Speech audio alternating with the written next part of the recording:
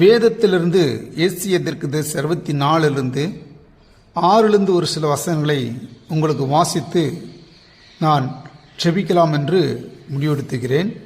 இந்த வேளையில் ஆண்டுக்கு முன்பாக நம்மை நாம் தாழ்த்தும் பொழுது நம்முடைய பாவங்கள் நம்முடைய அக்கிரமங்கள் ஒவ்வொரு நாளும் அறிக்கை செய்யணும்.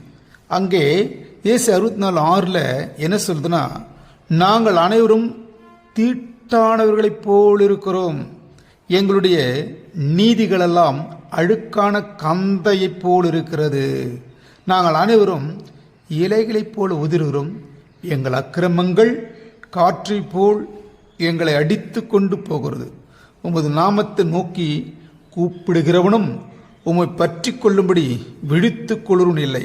தேவரே, உம்முடைய முகத்தை எங்களை விட்டு மறைத்து எங்கள் அக்கிரமங்கள் நிமித்தம் எங்களை கரைப்படு. இப்போதும் கர்த்தாவே, நீர் எங்களுடைய பிதா, நாங்கள் களிமண், நீர் எங்களை உருவாக்குகிறவர், நாங்கள் அனைவரும் உமது கரத்தின் கிரியை. இங்கே கர்த்தராகிய ஆண்டவர் மனிதனை முதலிலே களிமண்ணிலே உருவாக்கினார்.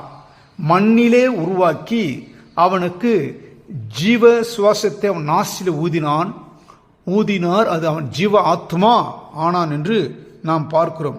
ஒவ்வொரு நாளும் ஆண்டோட சமூகத்தில் நீங்கள் கேட்க, அட்டாவே, நாங்கள் களிமண், இந்த களிமண்ணான எங்களை நீ தெரிந்து கொண்டீர் ஆண்டவரே, எங்களை எப்படி செய்ய உங்களால் முடியும் ஆண்டவரே என்று சொல்லி அவருடைய பாதப்படையில் நாம் கேட்கப்படும்போது, களிமண்ணான நம்மளை ஆண்டவர் எல்லா விதத்திலையும் நல்ல யுக்தி, நல்ல சக்தி கர்த்தர் கொடுத்து உதவி செய்வார். நீ எந்த நிலைமையில் இருந்தாலும் அழுக்கான கந்தையை போல் இருக்கிறோம், நாங்கள் அனைவரும் ஆண்டரே, என்னுடைய அக்கிரமங்கள் காற்றை போல் எங்களை அடித்து கொண்டு போகிறது. ஆண்டோட சமூகத்தில் ஒவ்வொரு நாளும் நீங்கள் கேட்கப்படும் பொழுது கர்த்தர் பெரிய காரியங்களை செய்வார். ஆண்டோட சமூகத்தில் ஒவ்வொரு நாளும் உங்களை தாழ்த்துங்க. கர்த்தாவே, எங்கள் மேல் நீர் கிருபையாக இருங்க, எங்களுக்கு ஒரு சந்தோஷத்தை, ஒரு சமாதானம் தரும்படியாக என்று ஆண்டுடைய பாதங்கள் நாம் கேட்கிறோம். ஏசையா அப்படிதான் எழுதுகிறார், கர்த்தாவே, நீர் எங்களுடைய பிதா, நாங்கள் களிமண் என்று சொல். அப்போ பிதா, உமக்கு முன்பாக நாங்கள் களிமண்ணாய் இருக்கிறோம், மண்ணிலே தெரிந்து கொண்ட எங்களுக்கு நல்ல தயவை நீ கொடுப்பி. நாங்கள்